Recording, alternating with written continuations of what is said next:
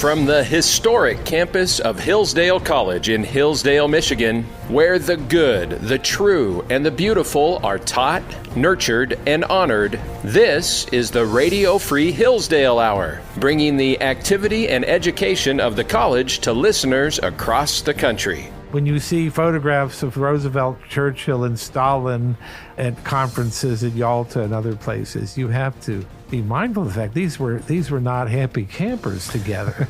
Churchill in particular didn't trust Stalin. Roosevelt trusted him a little too much, I think, in retrospect, but shouldn't have trusted him at all. This is your host, Scot Bertram. Welcome to the Radio Free Hillsdale Hour, part of the Hillsdale College Podcast Network. That was Dr. Bill McClay, Victor Davis Hanson Chair in Classical History and Western Civilization at Hillsdale College, and also author of Land of Hope, an invitation to the great American story. We go in depth with Dr. McClay today on the Cold War chapter inside Land of Hope. Dr. McClay, thanks for joining us. Scott, it's a pleasure. Taking this opportunity to look inside Land of Hope at specific chapters, this time all thoughts and things were split, the Cold War. Now, the beginning of the Cold War period probably can't be appreciated without understanding the prosperity wrought by the Second World War. What about that economic outlook for Americans following the war, and how did it shape the coming decade? Yeah, if I could take a moment and also explain the title, All Thoughts and Things Were Split, it comes from a marvelous essay that James Agee, and he wrote an article in reaction to the use of the atomic bomb to end the war. And I think I liked that as a title for the chapter because it captures the ambivalence of the time. There is, as in your question, enormous prosperity. The economy comes roaring back after the Depression and the war years. And the war years actually begin the roaring back of the economy because the United States industrial capacity just absolutely bulldozes the enemies in the Axis powers. But there's also a downside. There's a tremendous sense of anxiety about what the atomic bomb, this weapon, many orders of magnitude more powerful than anything the world had ever seen. Yes, people welcomed it, especially those who were scheduled to go to the Pacific Theater and participate in an invasion of Japan, which that's on the scale, just unimaginable scale, where we're being predicted for an invasion like that. And I think those predictions were quite credible, by the way. So the prospect of being relieved of that was a great thing, but the prospect of this introduction of this demonic, potentially new weapon did trouble many people. And some of them were, Russell Kirk, the great conservative. So there's all this to celebrate. And yet there is the bomb and there is the Cold War. Mm-hmm. The Cold War, there's no breathing space between the end of the Second World War. I mean, the Cold War has already begun in the way that the Second World War ends. And then, Dr. McClay, that prosperity you allude to caused by the war, how did it help shape that coming decade? There's some really good recent scholarship on this, that Roosevelt had to, he was very much unlike his namesake Teddy, opposed to the malefactors of great wealth, his own great wealth notwithstanding, and sought to curb industry's rapacity in various ways. But he had to come back to the big corporations to do the rebuilding of the American military and supplying for the rest of the world, the aircraft, munitions, etc. So Arthur Herman has a book about this, among others, about how once the brakes were taken off the economy that Roosevelt had applied, this productivity was on an enormous scale, just absolutely obliterated the opposition. In modern war, there's simply no leaving out the factor of economic health and well-being and productivity.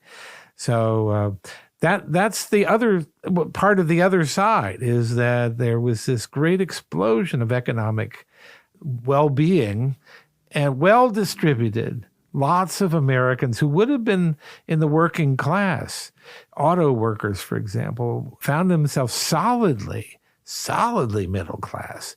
There's a growth of suburban housing. The whole suburbanization of America, which had already been ongoing, takes on greater velocity in the post-war era.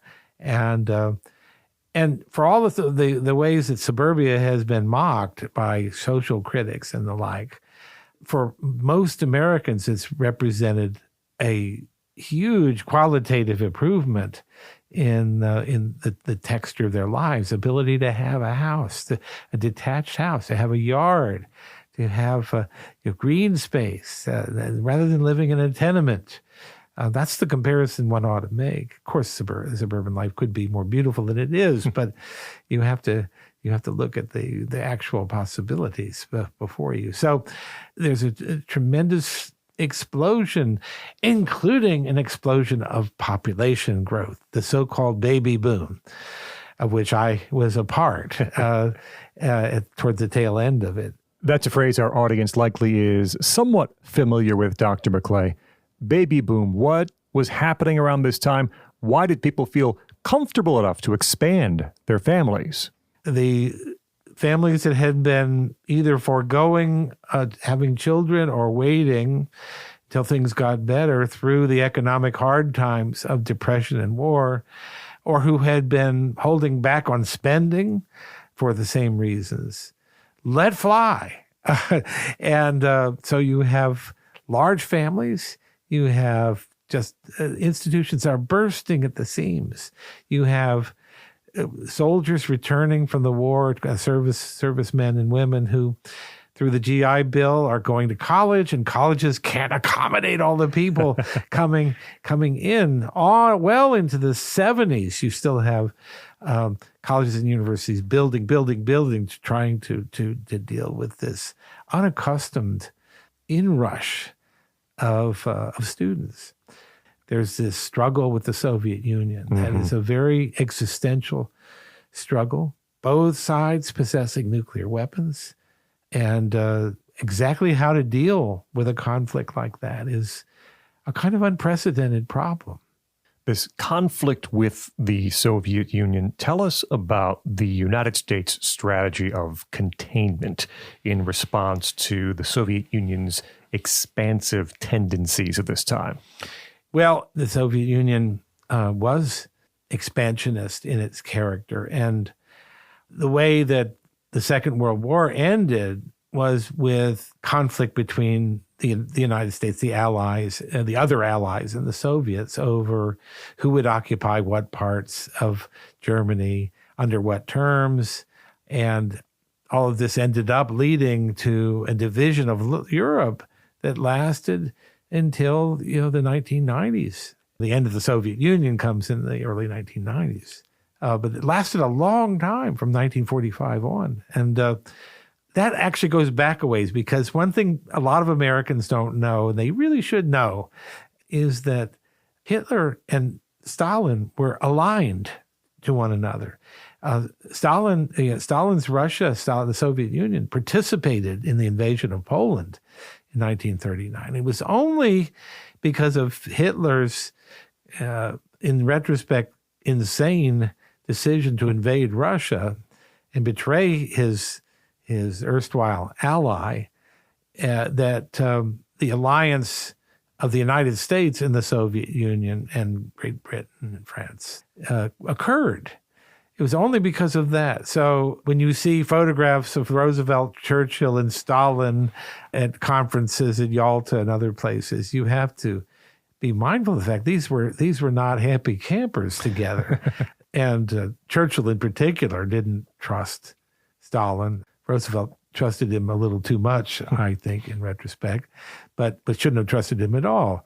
So the Soviets already had a history of being devious in their dealings with the West, and over this issue of who would get to Berlin first, Churchill said, to Eisenhower, in effect, you better darn well make sure that it's you. And Eisenhower thought, well, that's just a political thing. That doesn't really matter. Well, it really mattered in the long run. And that's one of the reasons Berlin became divided and Germany became divided. And Eastern Europe, Central Eastern Europe became divided for these four decades plus at the post-war era.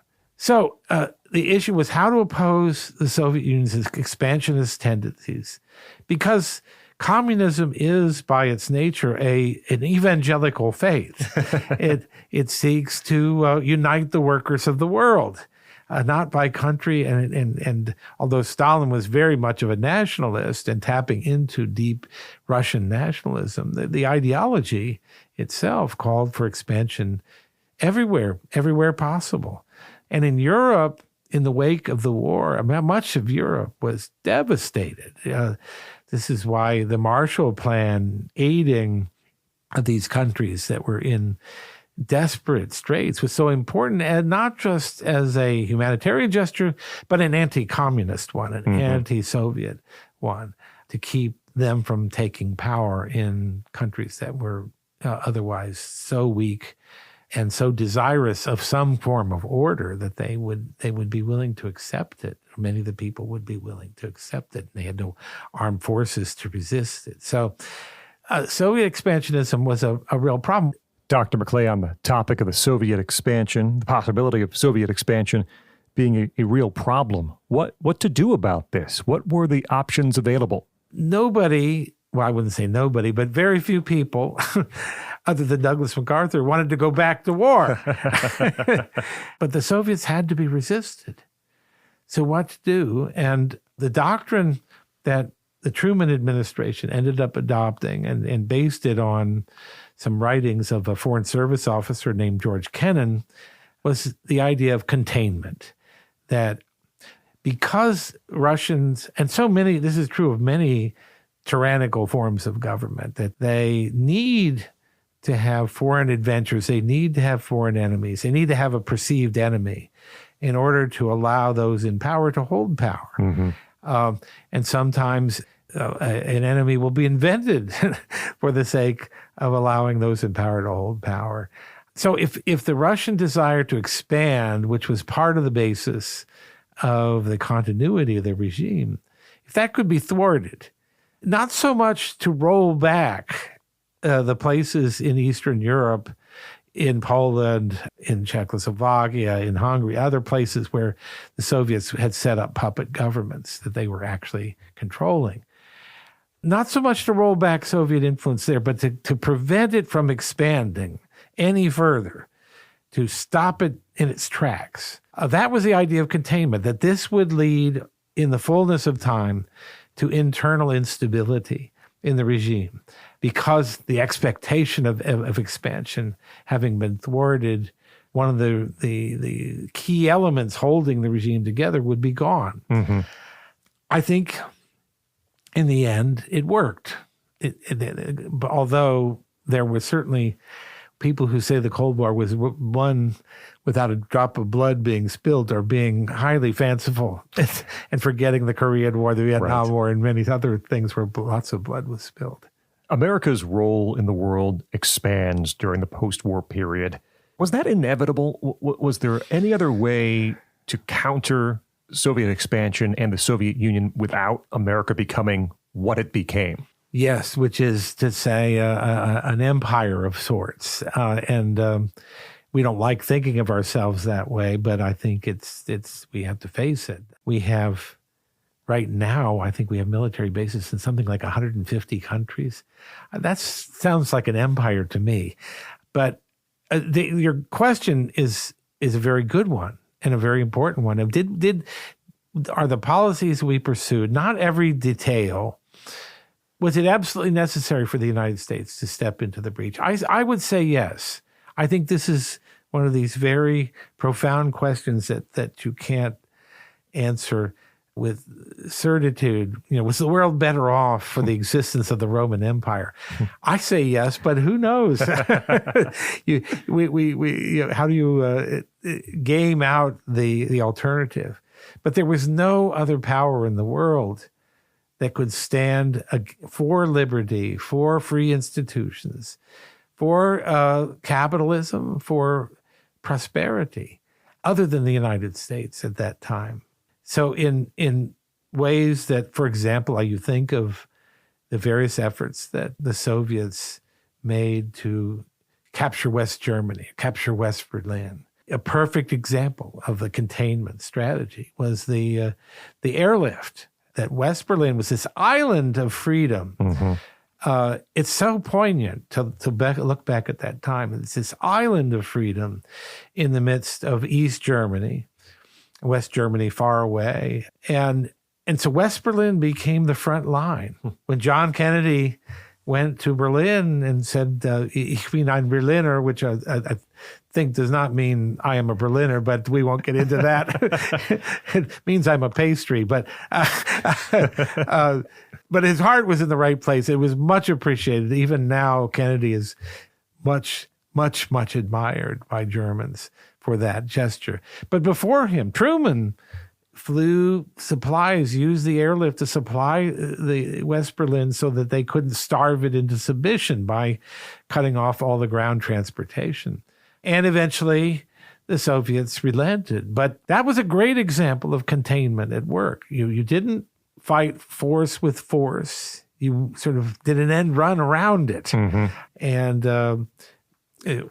by the 60s, the West Berlin was not only an island, it was a walled off island. A wall was built not to keep people in, but to keep people, it wasn't not to keep people out, but to keep people in. It was to keep the East Berliners from escaping to the West, to the freedom of the West. And it was an admission of failure. It was, what do they call it in soccer when you score a goal? An own goal. An own goal, yeah, an own goal. It was an own goal for the Soviets. So I think Kennan, in the end, George Kennan, the guy who developed the doctrine, didn't particularly approve of the way it was actually used, but that's the way theorists are. I think all the way through the Reagan administration, you had, I think, an application of a version of containment rather than risk an all-out nuclear confrontation with the Soviet Union, which would have been a disaster for all humankind. Talking with Dr. Bill McClay about his book, Land of Hope, and the All Thoughts and Things Were Split Cold War chapter. As we conclude, I want to ask a question about the Eisenhower administration. In your book, you say, if there's a single word that would encompass what the Eisenhower administration excelled in accomplishing, that word might be consolidation. Tell us more about that. The New Deal did a lot to transform American politics. And there are those of us who think even now that some of it was ill-considered. Although how you would roll back Social Security at this point, I can't imagine. But the basis on which Social Security was set up was not sound actuarial in character, and we're paying the price for that now. But without going into all sorts of details, the New Deal changed American politics. Some of Wilson's constitutional amendments, for example, the direct election of senators, it was a huge change in the constitutional framework. So you have a lot of people, particularly in the Republican Party, just chomping at the bit after being out of office since 1932 to roll back some of the New Deal innovations. And Eisenhower, another word to describe him would be moderation. Eisenhower didn't do that, certainly not to the satisfaction of the more conservative elements of his own party. And in the end, I think what he succeeded in doing was consolidating the New Deal. That is sort of incorporating the elements of it that seemed to be working, that seemed to meet with the approval of the American people, and sort of marking a terminus of reforms, that we're going to work with the reforms that we have. We're not going to try, as Roosevelt wanted to do, to extend the welfare state into health care, which, of course, since that time has been one of the chief goals of the Democratic Party to do just that. But we're not going to expand the government more than it is necessary. And Eisenhower, if he did nothing else, and of course he did a lot, he was really a much greater president than he gets credit for being, dealing with all sorts of international crises coming out of the post-colonial era, at the end of the Second World War. He would deserve to be venerated for his farewell speech, in which he he warned against and predicted many of the problems that beset us today. One was the growth of what he called the military-industrial complex, the militarization of American life. The other, not often noticed, but should be now, is the prospect that science would become imprisoned by federal funding. He doesn't put it in these words, but it's very clear. Immediately after the military-industrial complex statement, he says this. And the politicization of science is something that we are definitely dealing with, or troubled by. But this farewell address laid this out. It's a rather beautiful speech. He worked on it quite a bit. He's not known for being an eloquent speaker, but I think this is a very good way of thinking about what he meant by consolidation, to look at the farewell speech, that yes, we've done this, we've made these changes. There are more changes we may need to make down the road, but for now, we can take some satisfaction in what we've managed to do in a very turbulent world. The 50s, there's this notion of the 50s as happy days, right. Not at all. There's just a tremendous amount of turbulence in the world, at home. Civil rights movement is just getting rolling, with more to come. Dr. Bill McClay, Victor Davis Hanson Chair in Classical History and Western Civilization at Hillsdale College, author of the book Land of Hope, An Invitation to the Great American Story. We've been talking about the All Thoughts and Things Were Split, the Cold War chapter from that book. Dr. McClay, thanks so much for joining us here on the Radio Free Hillsdale Hour. Scott, it is always a pleasure. Up next, Scott Walter is with us. His new book, Arabella, the Dark Money Network of Leftist Billionaires Secretly Transforming America. I'm Scot Bertram. This is the Radio Free Hillsdale Hour.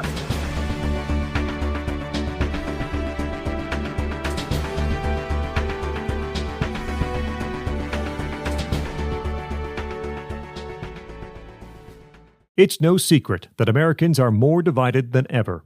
And it's not just over what policies will improve our great country.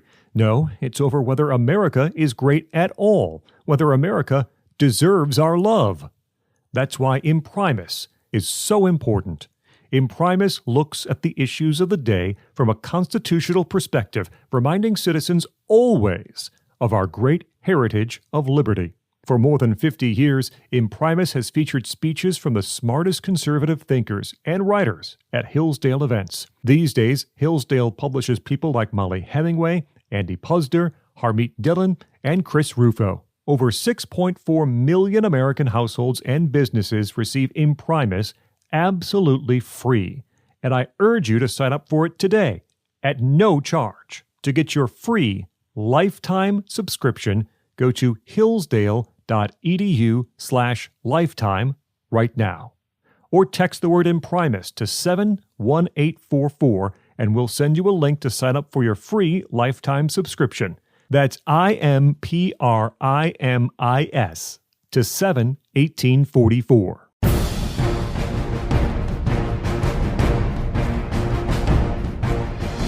Welcome back to the Radio Free Hillsdale Hour. I'm Scot Bertram. Be sure to check out the Hillsdale College Podcast Network at podcast.hillsdale.edu for older episodes of this program, plus other great Hillsdale College audio. We're joined by Scott Walter. He is president of Capital Research Center and author of the new book, Arabella, the Dark Money Network of Leftist Billionaires Secretly Transforming America. Scott, thanks so much for joining us. Great to be with you. Arabella, the name itself sounds like a suspense thriller, and in part that's what the book is, I suppose. But explain to our audience about that title. Arabella, what is it? Arabella refers to Arabella Advisors, which is a for-profit company in D.C., what we call a Beltway bandit, consulting political firm. And the way to understand it is think of a pyramid, and at the top of the pyramid, you have Arabella Advisors, a for-profit, which controls everything below. In the middle of the pyramid, you have half a dozen nonprofits of different legal types, and that's where the money goes. That is, say, if you're a lefty billionaire, you write your check to one of those nonprofits. And then the base of the pyramid is what the ordinary American sees. That's hundreds upon hundreds of fake groups, right? Secure Michigan Elections, Floridians for a Fair Shake, that kind of thing. They look like they're grassroots nonprofits, but what they really are is just a website in a DC office. So I assume there are reasons, probably campaign finance related, about why it has to work this way, why there are these sort of mid-level go-betweens where the money has to flow. Why are things set up this way? Well, it does two things. First, it helps to cloak the money, right? Because you can see that Soros's Open Society Foundation, just to take one example, you can see that it gave money to a nonprofit in this empire, but you don't know where that money came out, right? You don't know down at the base of the pyramid, which of those hundreds of groups was that money going toward. That's one value. The other value is it's actually a bit of a pain in the neck to set up a new nonprofit to do some particular thing, right? You have to incorporate in Delaware or some such place and get board members and have lawyers do filings. Then if you want to be a charity, 501c3, you have to ask the IRS to recognize you as a charity, and that takes months or even a year more. And all that is completely vanishes when you show up at Arabella. You tell them, I want to do this, and they say, we're going to give you this afternoon a new nonprofit, and it'll just be a project under one of our existing nonprofits, so you'll automatically get the tax deductible status. You don't have to have board members. You don't have to file your own independent tax returns for that nonprofit. Makes it enormously easier and harder to see or understand for the outside world. Scott Walter is with us. The new book, Arabella, the Dark Money Network of Leftist Billionaires Secretly Transforming America. You mentioned Soros, a name that many of our listeners will be familiar with. Who are some of these other leftist billionaires involved in the funding of Arabella and this network? Well, thanks for the excellent question, because Soros is as bad as you think. However, it's critical to understand the left has a lot of Soroses. So another person is Mark Zuckerberg, who sends tens of millions of dollars to Arabella, mostly for criminal justice, quote-unquote, reform, like Soros's bad prosecutors reform. Another is Bill Gates. He's one of the very largest of them and does basically sort of advocacy for a lot of his healthcare policies. But another one that's a very important one, and probably nobody's heard of, Hans-Jörg Wyss. He is a Swiss billionaire. He is not a U.S. citizen, so it's illegal for him to be messing in our politics, and yet he gives hundreds of millions of dollars over the years to Arabella, which, of course, is completely enmeshed in U.S. politics. So this Hans-Jörg Wyss is the subject of Chapter 7 in Arabella, the Hub Project. How is this Swiss-born billionaire using Arabella and these groups to intervene in our elections? Well, you're right. There's a whole chapter devoted to just one of his fascinating projects. It was called the Hub Project, and the New York Times, to give them credit, they found in one of those, I think, Podesta leaks, one of the leaks of emails, the New York Times found this amazing business plan for something called the Hub Project that was going to fight in all kinds of critical left-wing issue areas, but they were going to do it in a very secretive way, right? You would run the money through a network like Arabella that would keep everybody from seeing where your money is going exactly. And then you would have all sorts of message coordination and even fake news outlets, right, to put out the quote-unquote news that simply pushed for these different lefty agenda items. And it's an absolutely amazing story. It does take a whole chapter to tell. One other thing worth mentioning with Feast, though, is he also just gives a lot of money to the biggest 501c4 in this network. Now, the 501c4s are the political nonprofits like National Rifle Association or League of Conservation Voters, those sorts of things. Mm-hmm. It's legal currently for a foreign citizen to give money to a nonprofit like that, but it's illegal for the same foreign citizen to give money to a super PAC, because that's considered too political a thing. But guess what? The C4s can give money to super PACs. So if you give tens of millions, like he does, to a C4, they can give it to a super PAC, and no one will ever know, was that your money or somebody else's? They claim it's not Visa's, but they've never bothered to provide a shred of evidence for that. Scott Walter is with us. Arabella is his new book, The Dark Money Network of Leftist Billionaires Secretly Transforming America. A number of these chapters in Arabella are case studies of different ways these funds and these organizations have intervened in American politics. Where has Arabella and its funders seen its greatest success?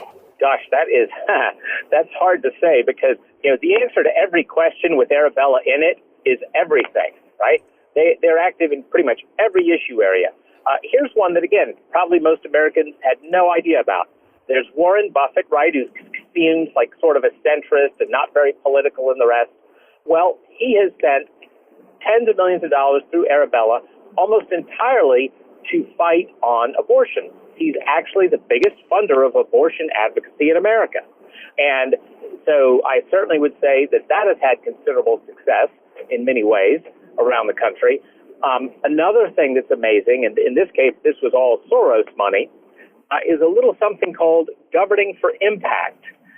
And what that was is 2 years before the Biden administration was even sworn in, you had secretly Soros money going to some folks at Harvard Law, connected to Harvard Law School, to have Harvard Law level legal strategy memos get written up for the very complicated legal process of trying to reverse all kinds of regulations that the Trump administration had enacted. The one that everybody will recognize immediately is Title IX. That is the Department of Education regulation that involves two very hot topics. One is how to deal with young men who are accused of sexual harassment on college campuses, and the other is forcing men into women's sports. So until we discovered it at Capitol Research Center, nobody had any idea that there was this secret effort plotting all these regulatory changes, many of which, of course, are wildly controversial. And you'd want to keep them secret because lots of people wouldn't like knowing about it. Scott Walter, you've done a lot of investigations into entities like Arabella, similar to Arabella, during your time at Capitol Research Center and the work done at CRC. What makes this particular entity different, unique? Why should we be so concerned? Well, first of all, the single biggest reason, I think, is that there isn't anybody who can match it for money. Just to give you a quick, easy comparison, there's a conservative activist with several nonprofits he's connected to who's been fighting for judges that would actually respect the Constitution for many years. He's controversial. He gets criticized in the press and whatnot all the time. But he got one donor to give him roughly $1.5 billion at the end of the fellow's life. The fellow's in his 90s, and he said, I trust you with my money, so I'm going to give you this $1.5 billion. Now, of course, that made huge, long stories in the New York Times and elsewhere, right? That's so much money. But that was a once-in-a-lifetime windfall for this conservative activist, whereas the same amount of money is basically 1 year's fundraising for the Arabella network. So a lifetime versus year. Scott Walter is with us. His book, Arabella, The Dark Money Network of Leftist Billionaires Secretly Transforming America. You've mentioned maybe twice throughout our conversation some work that perhaps even the New York Times has developed and uncovered about Arabella. We don't always see these left-leaning news organizations get involved in leftist dark money organizations like Arabella. So again, why would someone like the New York Times, the mainstream media, be interested in reporting anything about what's happening with Arabella? Well, it is amusing, and I promise you they don't remotely have similar, they don't have identical quantities of coverage or identical hostilities to the groups involved. If, again, that conservative legal activist, when they write about the money that he got, they had lefties saying, oh my gosh, this is outrageous and terrible. You don't get as much of that in the stories about Arabella. But the short answer is that they are, the Arabella, I should say, Arabella is getting so much money that even lefties like the New York Times or the Atlantic magazine are starting to be surprised and show concern about it. At the end of the book, there's a section about potential ways to address Arabella. Can the problem be solved? You explain perhaps a way through education and perhaps a way through legislation. What do those options look like? Part of the thing to understand about Arabella is it sounds scary because it has these billions of dollars and hundreds of groups and all. But the thing is, they operate like the Wizard of Oz. Now, the Wizard of Oz was very scary when first encountered. Great, big, huge, booming, scary-looking guy, right? But the only problem was, at the end of the movie, you remember the little dog goes and pulls the curtain back, and you see, well, it's not some huge, big wizard. Mm-hmm. It's just some old guy at a microphone. So when you pull the curtain back like we're trying to do, and with your help, we're doing it more broadly, when you pull that curtain back, it makes them far less scary. So education is a really crucial part of it. So, for instance, the case of the 501c4 political nonprofits taking money from donors who are not supposed to be at all involved in politics and giving it to super PACs, well, guess what? There's a bill in Congress that's been proposed that would tell one of those political nonprofits, if you take money from foreigners, then for the next several years, you're not allowed to give money to a super PAC because we just can't trust what's really happening internally there with the money. So that's one of the good example of legislation that would make some help on all of this. Is there an entity on the right that can match the influence and power that Arabella has exercised? And should we want them to, even if they could? Well, that's a very tricky question on the last one there. There certainly is nobody who has this much money by any means, period. Not on the left, not on the right. The next thing to say is that there are a few things on the conservative side that have tried to make use of some of these kinds of legal organizational tricks. And, to the extent that things are legal, I think that it's not crazy to say that you have to, often, match your enemy. So I don't think it's bad in general. I will certainly say I don't think forced donor disclosure, which is what some people think of when they hear about things like this. Mm-hmm. I don't think that's a good idea at all, not only because it would violate the Constitution, you have a right to anonymous speech, we wouldn't have the Federalist Papers without it, but also because, the left has more mobs. And so if you're going to expose people like that, there's going to be more harm done to the conservative side always. Scott Walter is the author of the brand new book, Arabella, The Dark Money Network of Leftist Billionaires Secretly Transforming America. You can also find his work at the Capital Research Center, where he serves as president. Scott, thanks so much for joining us here on the Radio Free Hillsdale Hour. Go Hillsdale. Up next, Jordan Hintz joins us. He's head coach of the Hillsdale College shotgun sports teams, recent national champions. I'm Scot Bertram. This is the Radio Free Hillsdale Hour.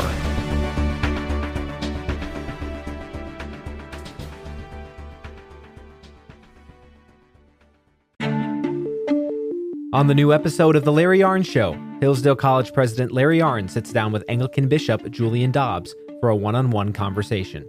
And one of the things we find, Dr. Rahn, is that where the church has capitulated to a revisionist culture, where the church has said, let's redefine that message, the message of the gospel, which you so beautifully referred to before. Let's find ways where we can make that message of Jesus' kingship, his rule and reign in our lives, more palatable to ears that haven't heard it. That is when the church has suffered decline, when she's capitulated on the message and when she's gone beyond the gospel which has been entrusted to her. Listen to this exclusive interview with Bishop Julian Dobbs right now, only available on The Larry Arnn Show. Find it on the Hillsdale College Podcast Network at podcast.hillsdale.edu or wherever you get your audio, and subscribe to receive new episodes delivered right to your device. That's podcast.hillsdale.edu.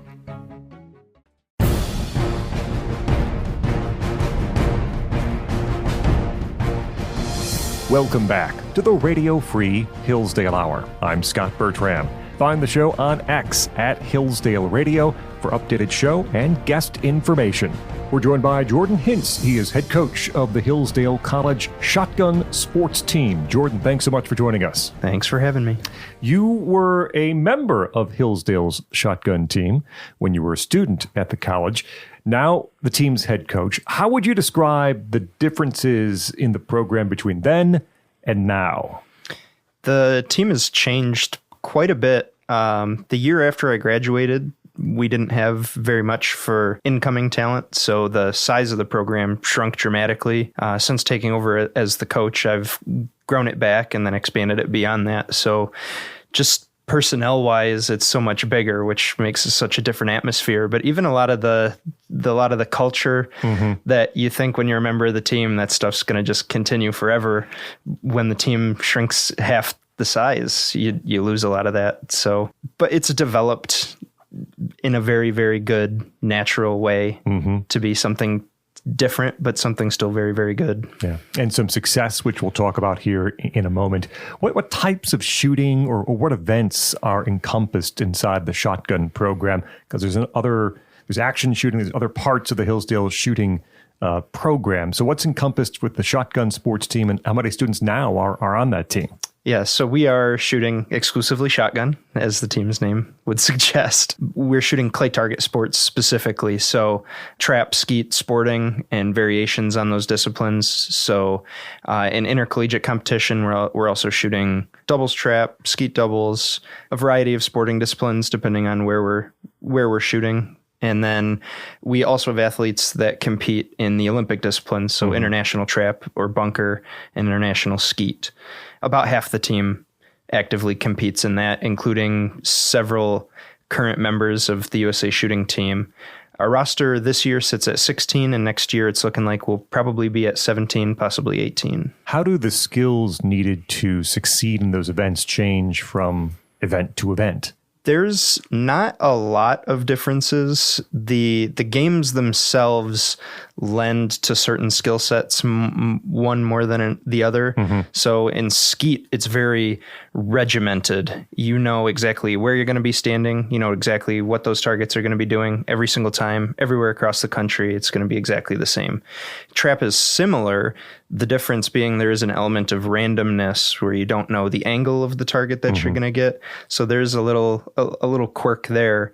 And then sporting clays, everywhere that you go, the presentations that you see are going to vary drastically. So there's not one surefire way to practice every single thing you could possibly see. But for the most part, the fundamentals of shooting a shotgun are basically the same across all the disciplines. It's just a little bit of mindset, a little bit of, I don't want to say memorization, but sometimes it comes down to that muscle memory. Talking with Jordan Hintz, he's head coach of the Hillsdale College shotgun sports team. As we mentioned, some congratulations are in order. The team recently earned its first ever Division II national championship title. If I'm not mistaken, not the first title, some Division III previously. So what about this jump up to Division II, and how did you and the team manage to achieve this goal? Yeah, correct. So we have actually won 7 Division III national championships. We won one in 2012, then each year 2014 through 2018, and then again in 2021. The jump into Division II is really just based off of roster size. So Division III is for programs that are actively competing with 10 or less shooters. To move into Division II requires 11 to 20, but just by the nature of the way the scoring works, your larger programs have a better chance to put up better scores. Sure. So we had been building over the course of the last couple of years when we decided to push into Division II. Getting up into 16 last year, we really felt like we had a really good shot at it. That's the point where your program is, I would say, a decent size to be competitive. Not that you can't with smaller, but it's more difficult. And we knew we were going to have a really, really good program, and we knew what the competition looked like. It's still kind of unreal to actually do it, because Division II is, I would say, by far the most competitive division in shotgun sports. They're the most teams with the most resources, I would say, in that area. So it's really incredible. And what about some individual honors for our student athletes? You'd mentioned some are also part of USA Shooting too. Yes. So we have 4 athletes that are on the USA Shooting Junior team. They're actually actively competing internationally. In not too long, I believe June, they're traveling to Italy to compete in a Junior World Cup. And then in later September, October timeframe, they're going to be in Peru for the Junior World Championships. So that's incredible. The success that we've seen, certainly with Hillsdale's partnership with USA Shooting and bringing some of those events out here, attract some of that talent. We have incredible resources, coaching-wise, shooting-wise, for them to be able to continue getting better. Besides that, like at our college nationals, 11 of our 16 athletes were actually named All-Americans. So finishing in basically the top 10% of athletes at the shoot is how it ended up breaking down. And we actually had 8 individual national champions, 7 of which were Madeline, one of our freshman women. So an unbelievable list of accolades from that shoot. Yeah. Jordan Hintz with us, head coach, Hillsdale College shotgun sports team. Training and shooting takes place at the Halter Shooting Sports Education Center. And even if you've been to campus, you might not have seen it because it's located just off campus, a couple of miles away. Tell us about Halter. What does it offer our student athletes, and who else uses and trains at that facility? So Halter is about 5 miles from campus, so it's really pretty close, and it is certainly unlike anything that any other college has. It's 113 acres, not just shotgun. There's also archery and rifle pistol facilities, but we have basically everything that we could ever need to train there. We have a number of trap fields, a number of skeet fields. We have 5 bunkers. We have sporting clays course. We have a 5-stand, which has just recently been enclosed so we can shoot indoors heated in the winter. And we are basically given free reign of the facility. So to be able to utilize it during our practices to train the way that we need to be the most successful. It is also open to the public. So we've got leagues, we've got open shooting, lots of people from the area, and even further away, driving possibly several hours to come and shoot here. To the student body, we also offer classes and discounted shooting specifically for them. So teach class for college credit for students at Hillsdale. When it comes to the team competition and even this Division II championship, how many other schools have programs like this? Maybe not like ours specifically, but how many other schools have shooting sports programs, largely smaller schools or larger schools? Who has shooting sports programs? It is generally smaller private schools. There are club programs at some larger schools and public universities, but for the most part, the schools that are supporting it are going to be small private liberal arts colleges. This year at the College Nationals, there were over 100 schools and over 1,100 competitors. So that was the largest that it's ever been. I've seen estimates that there might be 200 to 300. I have not seen much to get the number quite that high, but I wouldn't be surprised if there's 150 plus in the country. You told us earlier about growing the program to the size now, 16 student athletes, 17 perhaps next year. What do you look for in a recruit for the program? What's the profile of a student athlete coming to Hillsdale who might shoot in the shotgun program? So we are an educational institution first and foremost. So the absolute most important thing is that they have the grades to be successful at Hillsdale, and also that we offer a degree that they're interested in. I'm not interested in bringing somebody on to the team where Hillsdale is not the place where they belong, somewhere that they won't be able to be successful academically, or a place that doesn't offer the correct path to the career that they would like to do. So making sure that those align is the number one priority. Shooting ability certainly is a large factor. We are recruiting just like a football team or a basketball team does. We're looking for athletes of a particular skill and experience level. So not just anyone can be on our program, but then also making sure that they're a good fit for the culture, making sure that you think they get along with the rest of the team, and somebody that I would want to have around for 4 years. And Jordan, if people want more information about the Hillsdale Shotgun Sports Team, the shooting program, or about the Halter Shooting Sports Education Center, where can they go? As a varsity athletics program at Hillsdale, you can find information about our team at hillsdalechargers.com. We have a tab just like any other team. And for information about the Halter Center, shootingsports.hillsdale.edu is the website for the range, and that has all the information about when we're open for shooting and staff and other details. Shootingsports.hillsdale.edu is that address. Jordan Hintz, head coach, Hillsdale College Shotgun Sports Team. Jordan, thanks so much for joining us here on the Radio Free Hillsdale Hour. Thank you. That will wrap up this edition of the Radio Free Hillsdale Hour. Our thanks to Dr. Bill McClay from Hillsdale College, Scott Walter, his new book is Arabella, and Jordan Hintz, the head coach of Hillsdale Shotgun Team. The Radio Free Hillsdale Hour is recorded at the studios of WRFH, the student-run radio station at Hillsdale College. Remember, you can hear new episodes every week on this station. You also can find extended versions of some of our interviews or listen anytime to the podcast. Find it at podcast.hillsdale.edu or wherever you get your audio. Until next week, I'm Scot Bertram, and this has been the Radio Free Hillsdale Hour.